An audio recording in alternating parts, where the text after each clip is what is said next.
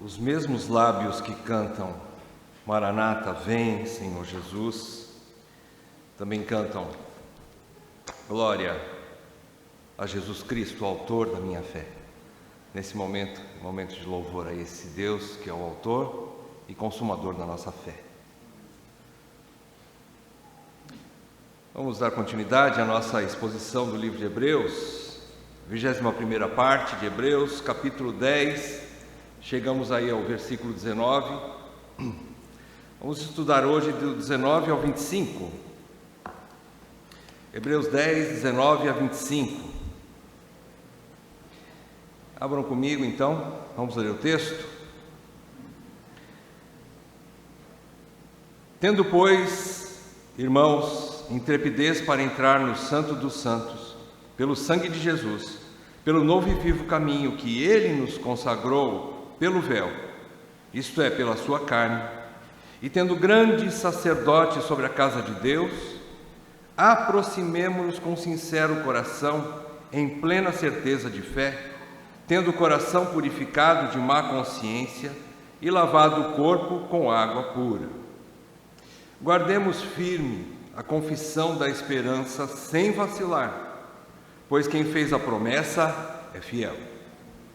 Consideremos-nos também uns aos outros para nos estimularmos ao amor e às boas obras. Não deixemos de congregar-nos, como é costume de alguns. Antes, façamos admoestações, e tanto mais quanto vedes que o dia se aproxima. Vamos orar mais uma vez.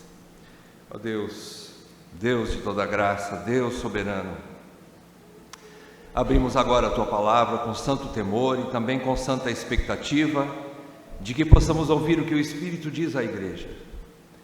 Senhor, queremos pedir, Senhor, entendimento espiritual. Queremos pedir que o Senhor abra os olhos do nosso entendimento, abra os olhos do nosso coração, para que através da Tua Palavra nós tenhamos uma fé fortalecida, especialmente nestes últimos dias, Senhor.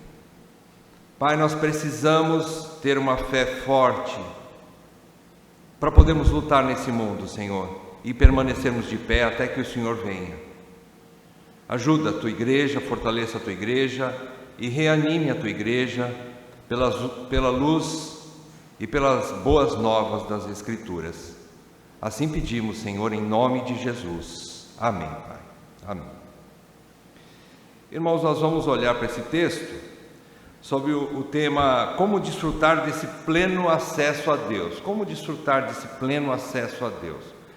O que nós já vimos aqui na carta aos Hebreus até o presente momento, fazendo uma rápida recapitulação, nós vimos que até aqui o autor da carta, que na verdade é um irmão desconhecido, esse autor, esse escritor, usa a estratégia de mostrar aos seus leitores a superioridade de Cristo Jesus sobre tudo que pertencia à verdadeira religião do Antigo Testamento.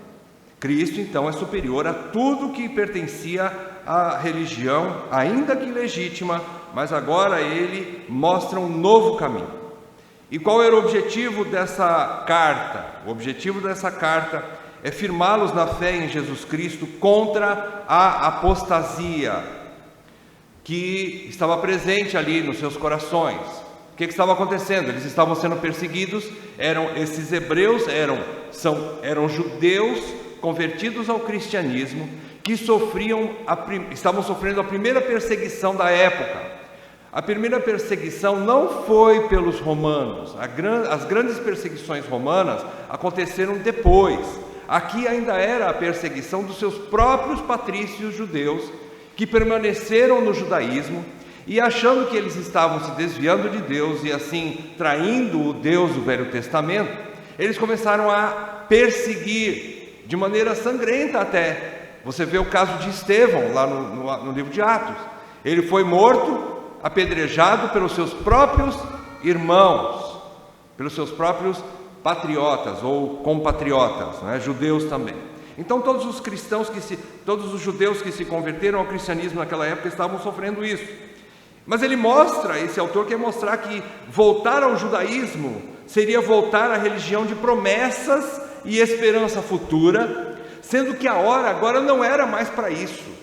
A hora agora era para tomar posse do Messias que já chegou. Já não era mais para esperar alguma coisa que viria, porque Jesus, o Filho de Deus, o Messias prometido, já veio. Não era mais para voltar então atrás. Então, voltar ao judaísmo seria desprezar a vinda de Cristo e esperar um outro Messias, já que a antiga religião só apontava para um futuro Salvador. O judaísmo só apontava para um futuro Salvador, mas não consumava a salvação. O judaísmo nunca salvou ninguém, mas ele apontava para algo que viria, maior, melhor e permanente e efetivo, e que realmente salvaria, que é a própria vinda de Cristo. Então, depois de discorrer sobre isso de forma exaustiva, vocês percebem que ele faz isso desde o capítulo 1, desde o primeiro versículo. Ele faz essa exposição exaustiva por esses 10 capítulos que nós já estudamos, e agora ele vai mostrar como então os cristãos deveriam viver, já que tudo isso é uma realidade. Cristo já veio, e Ele é maior do que tudo que pertencia ao Velho Testamento. Como viver então diante desta tão grande salvação que eles já tinham? Os hebreus já tinham essa tão grande salvação. A primeira coisa então que o autor exorta para que eles não parassem ou não abandonassem era o hábito ou a ordenança de congregar e de servirem-se mutuamente. Congregar no sentido não só de ter relacionamento com Deus, mas também no sentido de ter relacionamento uns com os outros, suprindo as suas necessidades, exortando mutuamente uns aos outros, amando e servindo mutuamente em comunidade, em coletividade. Então essa mutualidade é também força da igreja, é o que o autor está escrevendo aqui. E essa é a primeira preocupação dele, essa preocupação muito válida inclusive, porque diante das perseguições que eles estavam sofrendo, e a gente aplica isso também na nossa vida hoje, era a primeira tentação que eles sofriam, diante da perseguição que eles estavam sofrendo, porque eles eram cristãos. Então congregar estava mostrando para os de fora que eles eram verdadeiramente convertidos, e isso então acarretaria perseguição, acarretaria até perda das suas heranças, perda dos seus casamentos. Muitas mulheres judias se divorciavam dos seus maridos quando eles se convertiam, e vice-versa também. Muitos pais abandonavam os filhos, e muitos já não poderiam mais ter qualquer tipo de relacionamento, emprego. Se eles trabalhassem para um judeu e ele se convertesse a Cristo, ele com certeza perderia o emprego. Então vejam, a perseguição era imensa, não era grande. Então eles estavam sofrendo essa grande tentação de abandonar a Cristo e de abandonar a igreja e de parar de congregar. Vamos dividir então em duas partes essa passagem aqui de hoje. A primeira parte, dos versículos 19 a 21, nós vamos ver aqui a base da exortação para crer e congregar. Primeiro, o autor lança a base. Ele lança a base. Por causa dessa base é que vocês... Então agora chegamos à segunda parte. Ele vai exortar a uma vida prática, é a exortação propriamente dita, na segunda parte, dos versículos 22 a 25. Então, primeira parte, a base dessa exortação, para crer e congregar. Segunda parte, versículos 22 a 25, é a exortação propriamente dita. Ele vai mostrar aqui algumas atitudes que eles deveriam ter, viver desse modo daqui para frente. Vamos lá então, primeira parte aí, do versículo 19 até o 21. Essa base, o autor afirma que diante de tudo que Cristo fez, toda a obra de Cristo, a pessoa de Cristo e sua obra, todos os crentes podem e devem desfrutar desses privilégios e convicções. Mais uma vez aqui, quem descobrir o link entre a EBD e o que nós vamos falar agora vai ganhar uma bicicleta. Nós vamos ver de novo aqui, não é? Mais uma vez, que Deus é fiel na sua exposição, então Ele quer falar firmemente conosco, né? Parece até o autor de Hebreus, exaustivamente, ele está falando alguns pontos importantes aqui para nós, né? Então, O que nós vemos aqui nessa primeira parte? Ele está mostrando que por causa do sacerdócio de Jesus, está mostrando que há um novo e vivo caminho. Ele diz, versículo 19: tendo, pois, irmãos, intrepidez para entrar no Santo dos Santos. Ele mostra aqui que é necessário agora entrar no Santo dos Santos. Lógico que isso não é literalmente.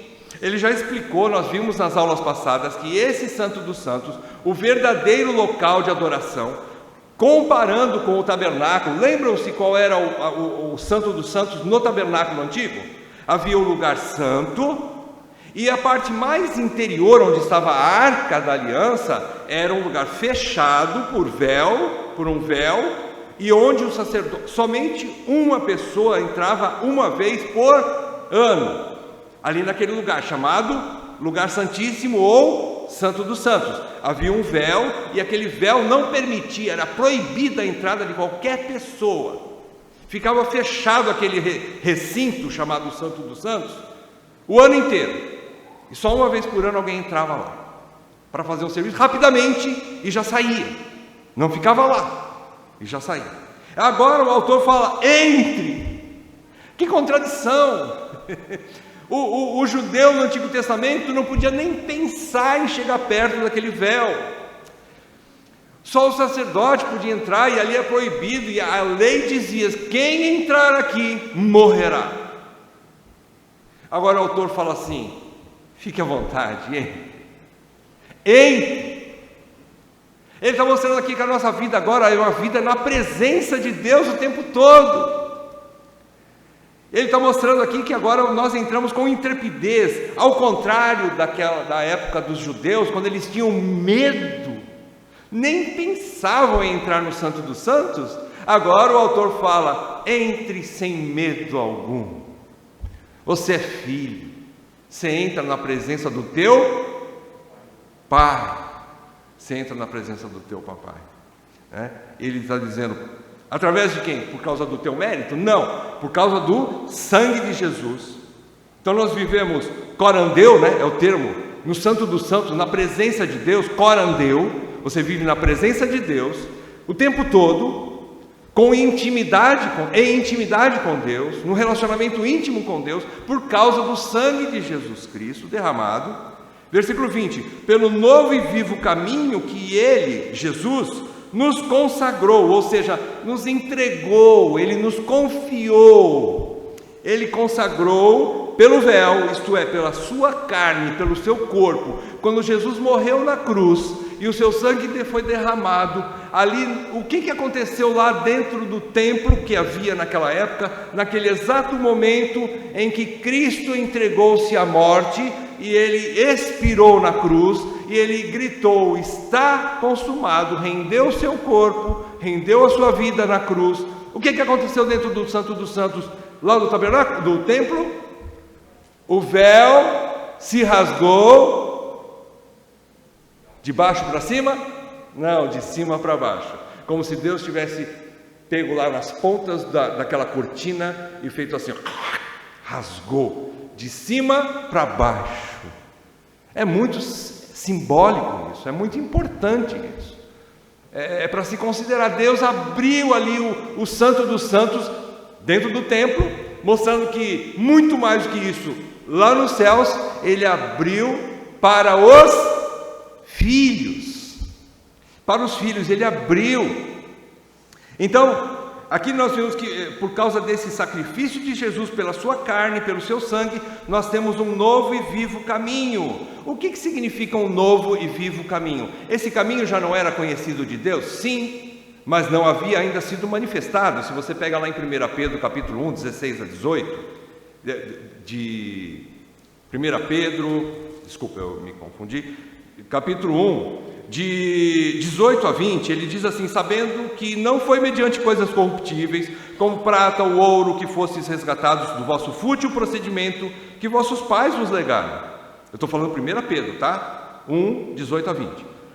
Versículo 19: mas pelo precioso sangue, como de cordeiro, sem defeito e sem mácula, o sangue de Cristo, conhecido com efeito antes da fundação do mundo. Conhecido por quem? Pelo Deus triuno. Isso já era algo determinado por Deus. Era assim. Porém, agora ele diz, manifestado no fim dos tempos. Houve um momento em que isso aconteceu. A morte de Cristo, que já estava programada antes da fundação do mundo, aconteceu na história da humanidade. No tempo e no espaço, ele veio como homem e morreu na cruz. Então, porém, manifestado no fim dos tempos, por amor de vós. Por amor de vós.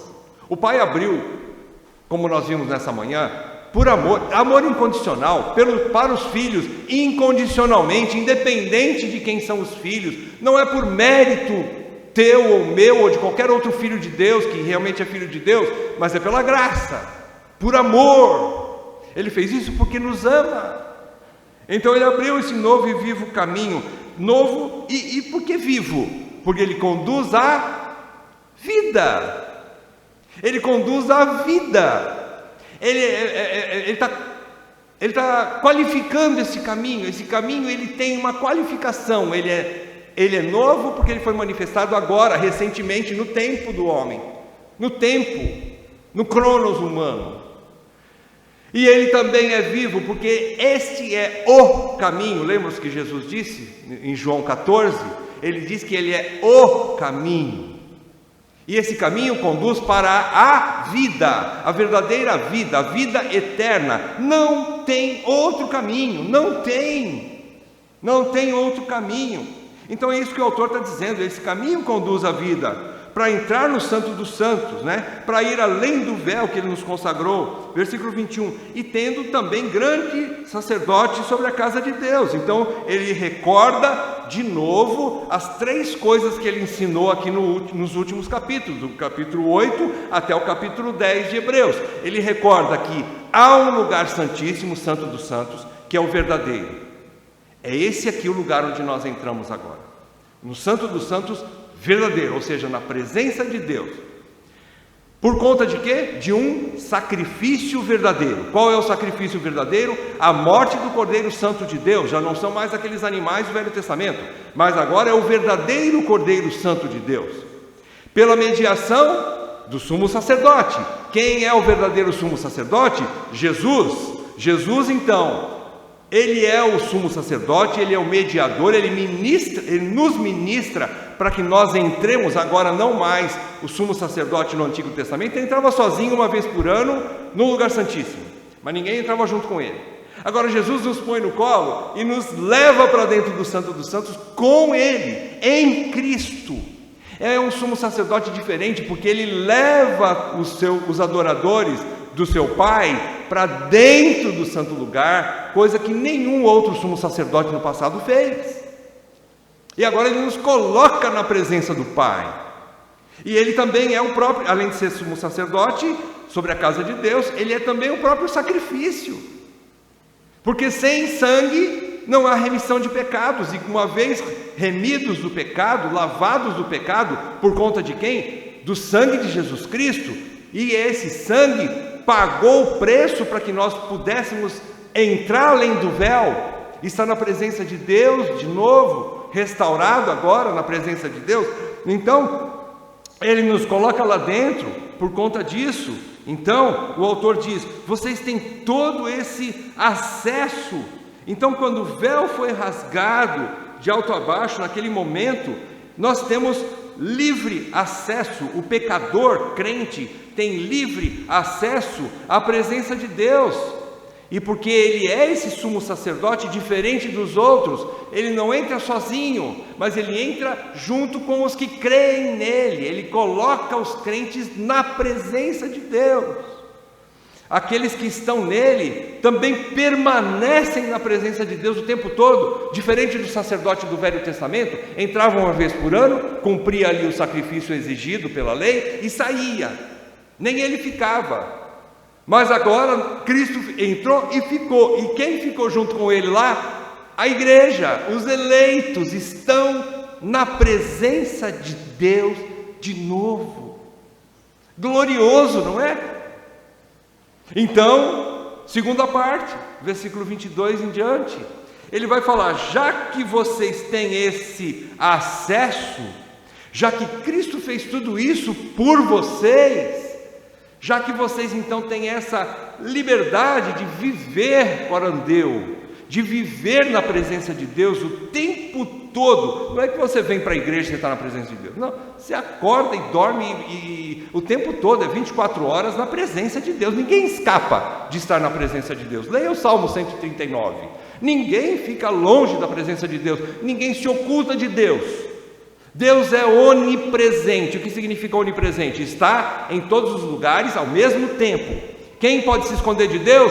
Ninguém. Então nós vivemos na presença de Deus, ou como filhos, para sermos abençoados, cuidados, guardados e receberemos as promessas eternas, ou viveremos na presença de Deus como inimigos para sermos alvos da sua ira e do seu julgamento final. Mas ninguém escapa da presença de Deus, ninguém. Então, a exortação agora propriamente dita, versículos 22 em diante, vemos que o autor aqui então exorta aos seus leitores a tomarem algumas ações, a tomarem algumas atitudes. Primeira atitude, versículo 22, ele diz assim, marquem os verbos aí, não é? Aproximemo-nos. Está fácil aí de você ver.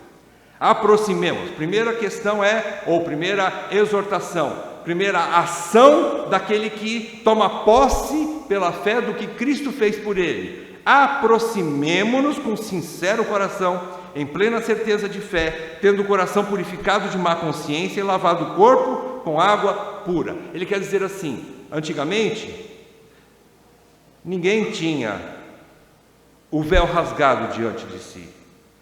Todos os que pudessem, se pudessem chegar ali na frente do Santo dos Santos, eles não podiam passar além do véu, e se passassem, morreriam.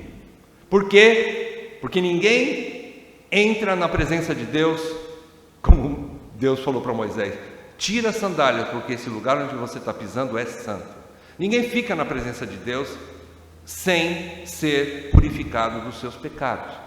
Deus não tem comunhão com o pecado. Então nós chegamos na presença de Deus por conta do que Cristo fez por nós. Ele explica aqui, nós nos aproximamos. Aproximar-se aqui quer dizer ter comunhão com Deus, nos achegarmos a Deus. E ele diz com um coração sincero. Sincero quer dizer assim, é você chegar diante do teu Pai e poder dizer assim, Senhor, eu reconheço que eu não merecia estar aqui. Sim, eu sei que sou pecador, mas eu fui, aí vem a segunda parte, em plena certeza de fé. Eu creio, eu tenho fé, em quê? Terceira coisa, que tenho um coração purificado de má consciência e também um corpo lavado com água pura. Aqui a simbologia da água pura é o batismo. É o batismo. No Antigo Testamento haviam muitas purificações feitas com água, né? Eram aspergidos água em algumas situações, a maioria era sangue, mas algumas eram feitas com água. A água simbolizava também a lavagem, a purificação. E uma vez purificado, uma vez batizado, eu posso e tenho uma consciência tranquila para poder entrar além do véu, porque eu sei que agora eu não morro mais. Eu sou sincero, eu sou pecador, mas Cristo abriu esse novo e vivo caminho. E eu não estou entrando sozinho na presença de Deus, eu estou entrando em Cristo. Eu estando em Cristo, eu tenho acesso ao santo lugar. Eu posso me achegar a Deus. Essa é uma grande bênção, irmãos. Às vezes a gente não cai a ficha. A gente imagina que lá no céu, por exemplo, nem falando de coisas aqui na terra, né? Que Deus pode nos abençoar aqui na terra materialmente. Pode, não pode? Claro que pode. Ele é Deus, Ele pode. Não é necessário, mas pode. Muitas vezes não é necessário, mas Ele pode fazer isso. Agora, Ele pode. A maior bênção é essa. A maior bênção não é o que você vai encontrar lá no céu, se é que tem rua de ouro mesmo ou não, se você vai ter uma mansão ou não. O que acontece, por assim dizer, materialmente lá no céu? Não sabemos. Mas uma coisa eu sei, eu posso me achegar na presença de Deus. É como se Deus estivesse falando, a maior bênção sou eu. Eu estou me dando para vocês através do meu Filho. Ele está permitindo você entrar na minha presença, você ter comunhão comigo, como o Rodrigo falou agora há pouco. Você imagine o que um filho quer de um pai, muito mais do que as coisas do Pai, pelo menos o filho honesto, o filho que ama de fato o Pai. Ele não quer as coisas do Pai, ele quer o Pai. Ele quer presença do Pai, ele quer um abraço do Pai, ele quer conversa, relacionar-se com o Pai, ele quer ouvir e falar com o Pai, ele quer sentir o calor do corpo do Pai num abraço. E assim Deus se deu para o seu povo. Então, primeira exortação a aproximar-se de Deus e sem culpa. Como no Antigo Testamento não podia, agora ele pode. E Deus disse que ele iria gravar no coração de todo crente as suas leis. Não foi isso que ele falou nos últimos versículos que linka, né, com essa exortação agora? Lá no versículo 16 e 17 ele diz: esta aliança que farei com eles, Deus só falando, né? Porá no coração deles as suas leis e na sua mente escreverá. E também disse, versículo 17: dos seus pecados e das suas iniquidades não me lembrarei jamais, não me lembrarei mais. Então Deus está mostrando ali que ele não se lembraria, ou seja, nós temos esse acesso porque Deus não vai cobrar mais. Por que ele não lembra mais? Porque o Filho já pagou o preço daqueles pecados. Deus não é injusto para cobrar duas vezes a mesma dívida. Quando Jesus gritou na cruz, tetelestai, ou seja, está consumado, significa está pago. Está pago e Deus não vai mais cobrar. Ele aceitou aquele pagamento de Jesus. E por isso então nós podemos entrar, como diz o versículo 22, com plena certeza de fé, tendo o coração purificado de má consciência. A má consciência é aquilo que, a culpa, não é? A culpa do pecado. Eu não tenho mais culpa. Uma vez confessado o meu pecado, que está conscientemente aqui na minha lembrança, confessando aquele pecado, eu tenho acesso de novo a Deus, e nada me impede de chegar na presença de Deus. E eu tenho boa consciência de novo. E o corpo lavado com água pura, sendo batizado, recordando que uma vez batizado, uma vez purificado, aquele batismo significa acesso livre, limpo, roupa limpa para chegar a Deus. Então não tem mais essa culpa. Segunda exortação, ele diz aqui no versículo 23, guardar firme a esperança nas promessas de Deus. Por que ele diz guardar firme? Porque diante das provações, e semelhantemente ao que os hebreus estavam sofrendo, nós também sofremos hoje. Não é fácil você ser crente no mundo descrente, em meio a famílias descrentes, em meio a pessoas que muitas vezes se dizem crentes, mas não o são. São os piores, viu? Esses são os piores. E é difícil você ter essa confissão. Você está vivendo e falando, confessando a sua fé, a sua esperança, e ele diz, sem vacilar. Muitas vezes nós somos vacilantes, eu confesso, como é difícil isso. A gente vacila diante de um mundo hostil, e a gente às vezes não consegue preservar essa confissão, mas ele exorta, é necessário que seja assim. Por quê? Mais uma razão, porque quem prometeu o quê? Essa esperança do versículo 23 significa aquilo que você ainda não tem. O termo esperança aqui, no grego, não dá a conotação do português. Esperança parece uma coisa assim, eu tenho esperança de conseguir. Pode ser que sim, pode ser que não. Pode ser que eu consiga, pode ser que eu não consiga. Não, no grego é assim, você espera o que você já tem. Essa é a ideia no grego, é firme. É certeza absoluta que não vai mudar. É uma herança já confirmada. Você já tem essa herança. Qual é a herança? De que você é filho de Deus e de que você tem uma vida eterna com Deus. Essa é a esperança. E você precisa confessar isso. Agora, confessar sem vacilar. Por quê? Por que eu não preciso vacilar? As circunstâncias não podem me tirar essa certeza, essa convicção da confissão. Por causa de uma coisa, ele termina o versículo, porque quem fez a promessa é fiel. Não foi homem que fez a promessa. Deus não é homem para que minta. Deus não é homem, Deus não é infiel, Ele é fiel. Fiel aqui significa rocha. Rocha significa algo que é inabalável, imutável. Ninguém pode mudar. Ele é firme, ele é fiel. Então, por causa que ele é fiel, guardem firme. Primeira exortação, aproxime-se de Deus. Segunda, guarde firme essa confissão. Você pode confessar sim, eu sou filho de Deus. Eu sou filho de Deus. E eu tenho uma herança com Cristo. Eu tenho. Aí as pessoas vão dizer, a primeira coisa que vão dizer assim, todo mundo é filho de Deus. Errado. Aprendemos hoje de manhã que não é assim. Segunda coisa que vão dizer assim, mas todo mundo vai ter a vida eterna. Sim, uns no inferno, outros na glória. A diferença é essa, o filho vai para a glória. Os que não são filhos vão para o inferno. O fogo que queima e arde o tempo todo, pelos séculos dos séculos dos séculos. Terceira exortação, considerar aqui, consideremos-nos também uns aos outros, para nos estimularmos, aqui juntando os dois, né? Considerar para estimular o irmão próximo. Versículo 24, ele está querendo dizer o seguinte, que nós não vivemos sozinhos como filhos de Deus. Nós temos uma família. Ninguém que se diz crente legítimo pode viver de modo autônomo, solitário, afastado da igreja. Ninguém.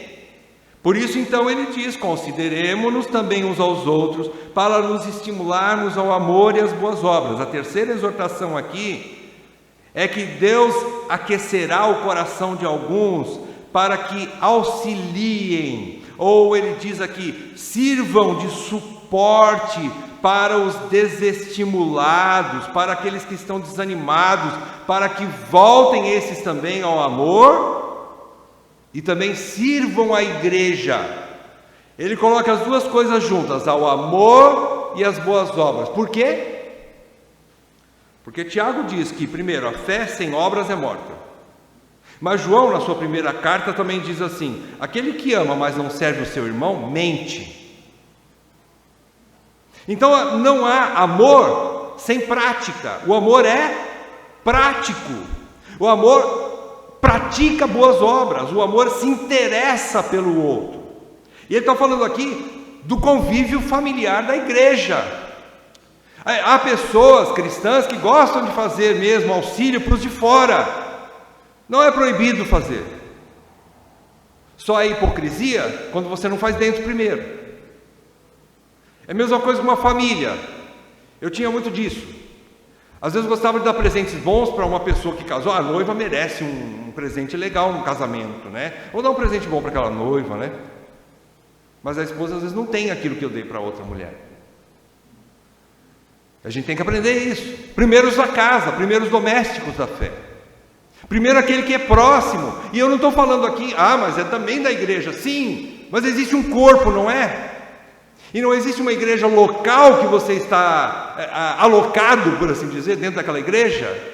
Você não faz parte efetivamente de uma igreja local, tem que fazer parte. É essa igreja local o teu primeiro alvo, o meu primeiro alvo, para demonstrar amor e boas obras, serviço, estímulo, para que continuem esses também servindo-se mutuamente, todos desfrutando do amor. Isso é um desfrute, irmão. Servir, amar, dar é mais bem-aventurado do que receber.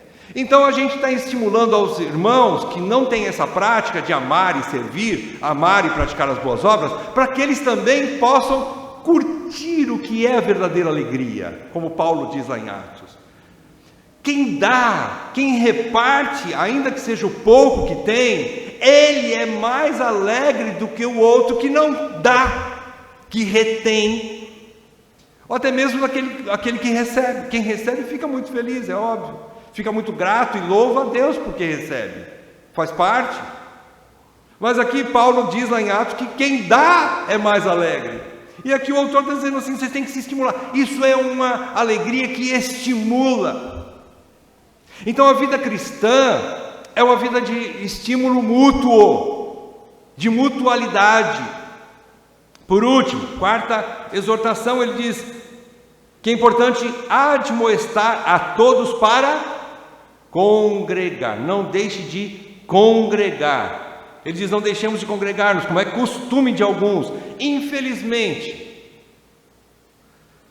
algumas pessoas vão esfriando o seu amor, vão esfriando o seu relacionamento com Deus, vão sentindo uma falta de necessidade de congregar, vão achando que ficar em casa dá na mesma do que ir no culto, ou eu posso ir uma vez por mês, e aquilo vai esfriando, e a tendência é piorar, a tendência é esfriando cada vez mais. O mundo, o sistema e o nosso próprio coração corrupto não nos ajuda a aquecermos o nosso amor para com Deus e uns para com os outros. E principalmente o nosso coração corrupto não tem fome de Deus. Se você tem fome de Deus, é por causa do Espírito que está em você. Ele que te impulsiona, Ele que te constrange a você congregar, estar aqui nessa manhã. Foi o Espírito que trouxe você e a mim aqui nessa manhã para estarmos adorando o Senhor, aprendendo da sua palavra. É Ele que move o nosso coração. Então, ele está dizendo o seguinte, que nessa última exortação, admoestar a todos para congregar. O congregar aqui significa reunir-se como igreja para prestar culto a Deus e estudar a sua palavra. O objetivo aqui, principal, é esse. É estarmos reunindo como igreja para adorar a Deus.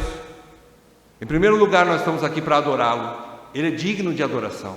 Nós congregamos para isso. E também faz parte da adoração nós prestarmos atenção no que Ele nos fala. A sua palavra, a pregação da palavra de Deus, é Deus falando com o seu povo. Então faz parte do culto isso também. Então o que ele está dizendo aqui para nós, que eles não poderiam, os hebreus e para nós também, não poderiam perder a oportunidade de se reunirem. Por quê? Porque é aí que eles estariam se fortalecendo novamente. No versículo 24 ele diz que há um estímulo, né, para que as pessoas se amem e se sirvam mutuamente. Há um estímulo. Todo mundo tem que prestar serviço uns aos outros, dentro da sua capacidade, da sua possibilidade. Agora ele diz, há um novo estímulo, ele chama de admoestação, é mais forte. É como se fosse uma bronca, não é? Em amor, mas é estimular no sentido mais enfático, não é? Mais incisivo. E dizer assim: admoeste aqueles que estão acostumados a não congregar, estão criando esse hábito, mau hábito, um vício de não congregar. Estimule, admoeste, principalmente. E ele diz aqui um motivo bastante relevante. Qual é o motivo? O dia do Senhor se aproxima. Cada dia, antigamente o pessoal dizia assim, né? Cada dia que passa é um dia mais distante do berço e mais próximo da sepultura, né? É uma verdade. Mas aqui a gente tem que entender o seguinte: cada dia que passa é um dia mais próximo da vinda de Cristo. Cada dia, e está bastante próximo. O Rodrigo citou aqui o meu exemplo, né? Vou roubar dele o que ele me roubou. Ele falou da poeira. Irmãos, essa poeirona aí são coisas que vêm acontecendo, manifestações da natureza, que algum tempo atrás a ciência explica, vai explicar daqui a um tempo. Agora, ela não consegue combater isso. Quando acontecia isso, quando eu morava num bairro cheio de terra, Deus me fez ter uma experiência com poeira. Eu queria contar isso para vocês.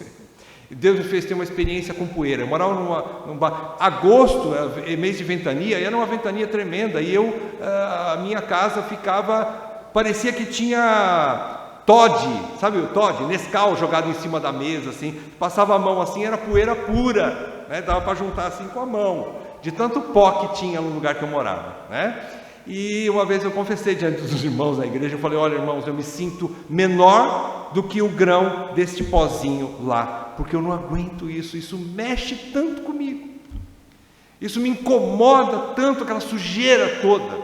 Tinha pó até dentro das gavetas do guarda-roupa. Então isso me incomodava, e eu me senti tão fraco. Eu peguei o texto de Provérbios e li, que dizia que se fores fraco no dia da adversidade, quão pequena é a tua força, né? Por que você é tão fraquinho assim? Então eu era mesmo bastante Nutella naquela época, né? E era um crente bastante fraquinho. O pó era o suficiente para me deixar bastante triste, abatido. O pó. E agora, fiz só uma analogia, né? Mas assim, o pó que está aí está mostrando algo diferente. Não só essa questão do pó, do que nós vimos aí anteontem, né? Anteontem teve aquela ventania, né? Isso está acontecendo em vários lugares do mundo. Não é só isso. Vocês veem que a ciência, uma hora diz assim: se você não tomar vacina, você não entra no meu recinto. Você não entra no restaurante, tem que comprovar com carteirinha. E outros lugares estão falando assim: qual vacina que você tomou? Ah, eu tomei a vacina X. Ah, não, essa aqui não serve mais. Você tem que tomar a Y. Mas eu já tomei. Não, mas essa não presta. É a outra que presta. Vocês já viram isso que está acontecendo? A ciência não garante mais nada para ninguém. Então são coisas que você não se apega mais àquilo que você vê e toca nesse mundo. A tua segurança já não está mais na ciência, muito menos na política e muito menos na religião. Na falsa religião, digo. Já não é estrutura para ninguém. Porque o dia está chegando. E a proximidade desse dia diz que ia tremer novamente céus e terra. O que está tremendo? Está abalando mais uma vez céus e terra. Está abalando tudo que você ou o mundo tem confiança. Ciência, finanças, política e religião. O tripé que sustenta o mundo, incrédulo, ruiu. Não tem mais estrutura.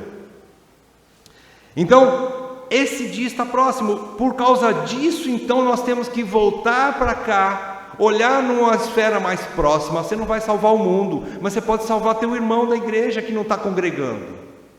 Você pode chegar nele e dizer assim: o que está acontecendo, meu irmão? É falta de carona? Eu estou aqui para te levar. Eu vou me programar, eu vou te buscar. O que está acontecendo? Você não tem Bíblia? Eu vou comprar uma para você. Ou seja lá o que for. Você está em pecado? Então o lugar de pecador é lá, não é aqui em casa. Aqui é o lugar de pecador, é aqui que você vai ouvir uma palavra que te confronta e te faz arrepender e voltar para Deus. Não é em casa, irmão. Você tem que congregar, é isso. Tanto mais quanto você percebe que o dia está chegando. Então é isso que ele fala aqui na quarta exortação.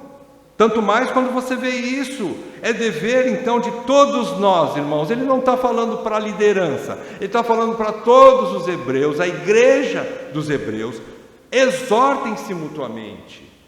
Chama no reio, desculpa a expressão grosseira, né? Mas muitas vezes é preciso chamar. Exortação aqui significa isso.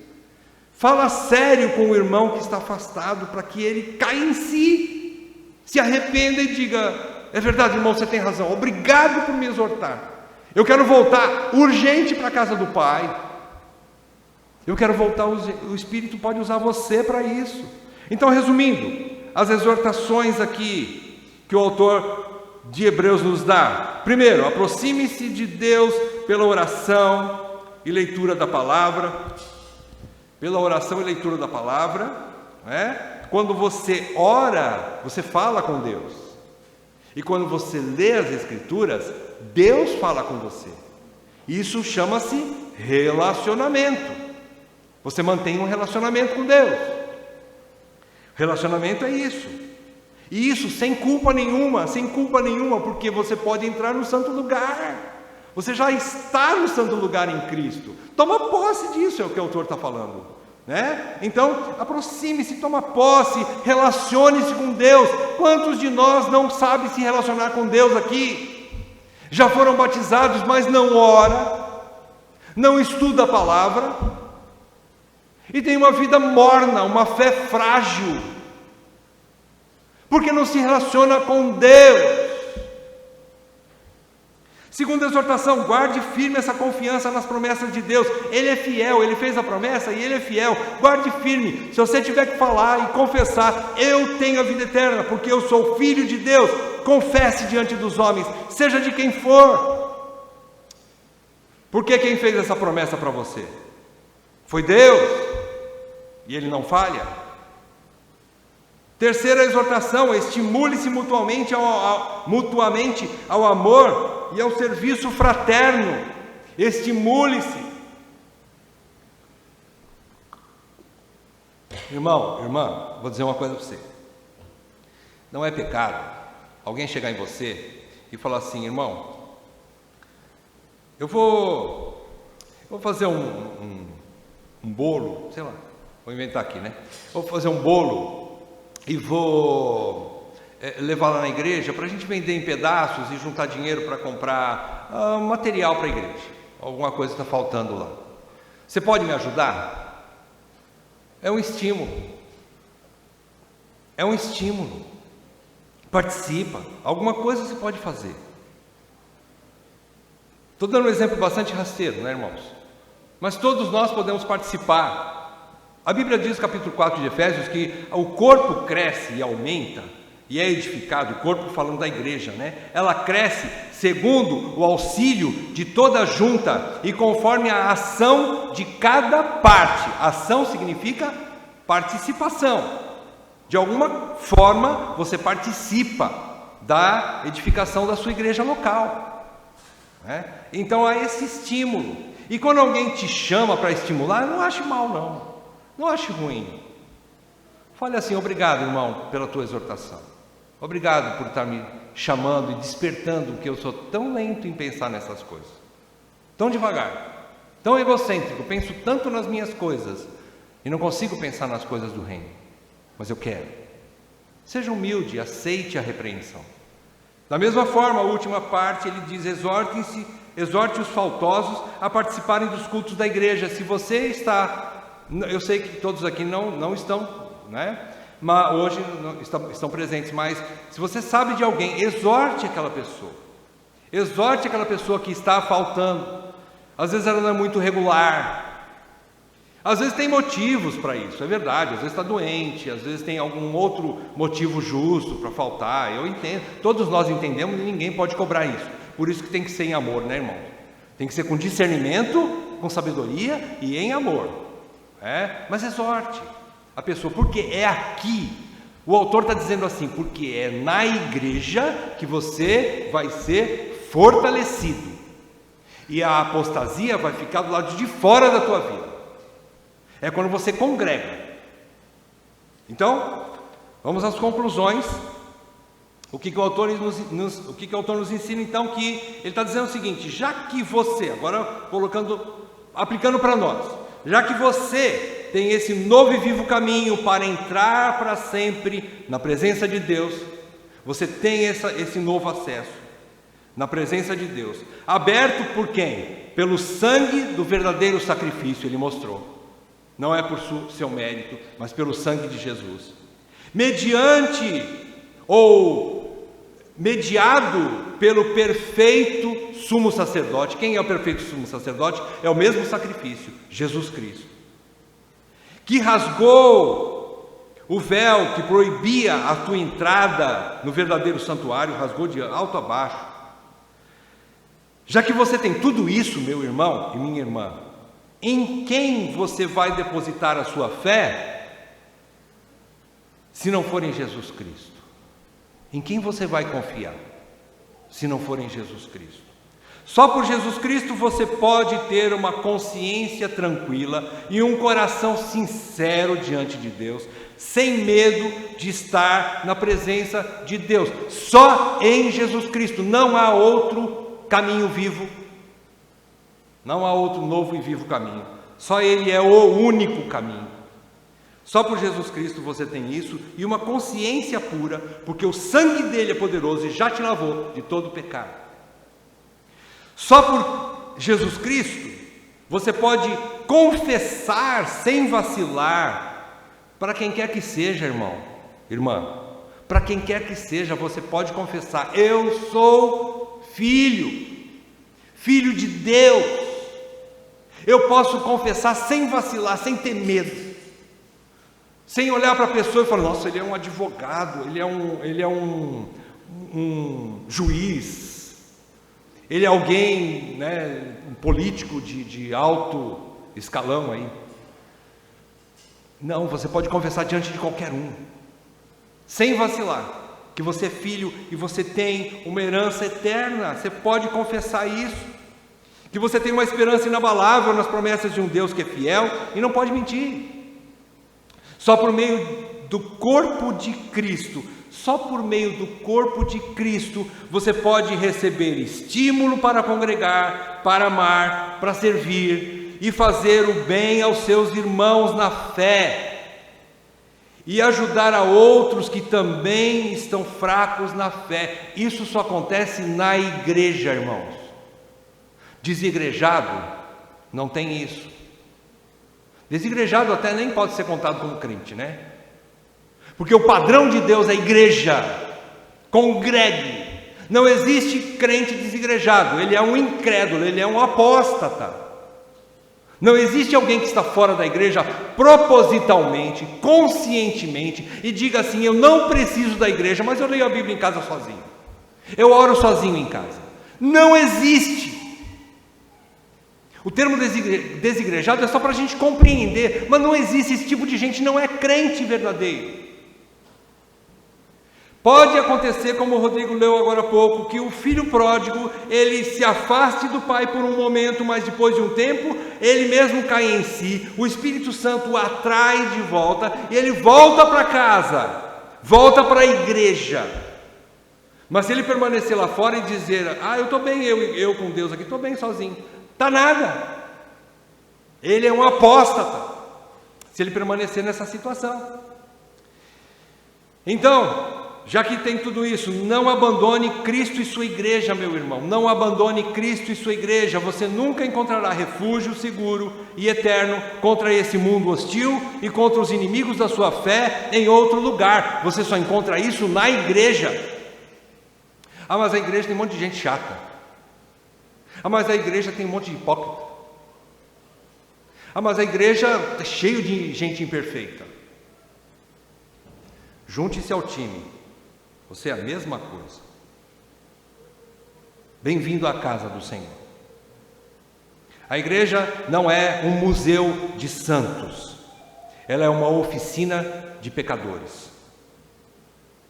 Graças a Deus pela igreja. Segundo lugar, vimos nesses tempos finais, então, de afastamento social, o quão importante é congregar, não é mesmo? Nós vimos como é importante congregar. A gente fica afastado por um período, foi muito difícil. E então nós vemos que isso aí é impossível, por exemplo, à distância ou online, não é possível você ter comunhão. Isso não existe. Comunhão online não existe. Não é possível você adorar coletivamente. Não existe isso. Foi um quebra-galho que nós fizemos por um período, mas depois tem que voltar. Não há condições de você cumprir os sacramentos. Você não pode batizar as pessoas online. E nem tomar ceia online. Não existe isso. Muitas igrejas fizeram, mas é o cúmulo da ignorância bíblica. Não existe batismo e ceia, tomar ceia online. Não existe. E nós também não conseguimos prestar atenção adequada no que o Espírito diz às igrejas, pela pregação da palavra, lá em casa. Você não consegue. Você pode ouvir uma pregação, mas é diferente de você estar presente na pregação. Quando o Espírito diz à igreja e você está em loco, você está presente. A Bíblia exorta para que você se faça presente. Eu posso ouvir em casa depois? Pode. Não é que não pode, mas é diferente. A tua edificação nunca será igual quando você se faz presente na igreja, onde o Espírito está presente. Então, não abandone Cristo e sua igreja novamente. Só ali você está no verdadeiro santuário, prestando o verdadeiro culto ao único e verdadeiro Deus do universo. É só na igreja. Uma frase do Stuart Olyott, no comentário de Hebreus, ele diz assim: a única resposta correta a tudo o que Cristo conquistou por nós, que nós vimos lá o que Ele conquistou por nós, é viver uma vida cristã digna, recheada de oração, de comunhão, de fome pela palavra de Deus, de busca pelo bem do próximo e de santa expectação pela volta de Cristo. E eu digo para você, eu preciso de você, como você precisa de cada um aqui também, porque nós só crescemos como corpo, não crescemos individualmente. Esta é a exortação que fica para nós nessa manhã. Não abandone Cristo e a igreja. Não tem outro caminho, não tem. Guarde isso, irmão, com todo carinho no seu coração. Amém?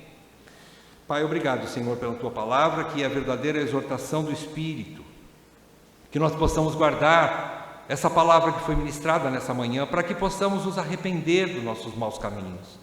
Ó Deus, opera em cada um de nós, começando aqui no mais velho, começando no mais indigno, Senhor. Começando na minha vida, Senhor, opera arrependimento, para que eu possa estar firme na confissão e na esperança que eu tenho das Suas promessas infalíveis.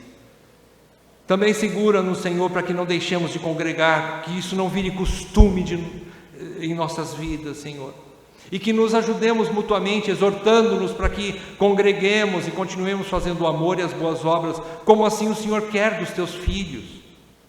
Senhor, que sejamos crentes frutíferos, e não esquentadores de banco apenas, Pai. Senhor, quebra a nossa dura serviço, e faz-nos nos arrepender e agir como verdadeiros eleitos. Eu te peço em nome de Jesus. Amém, Pai.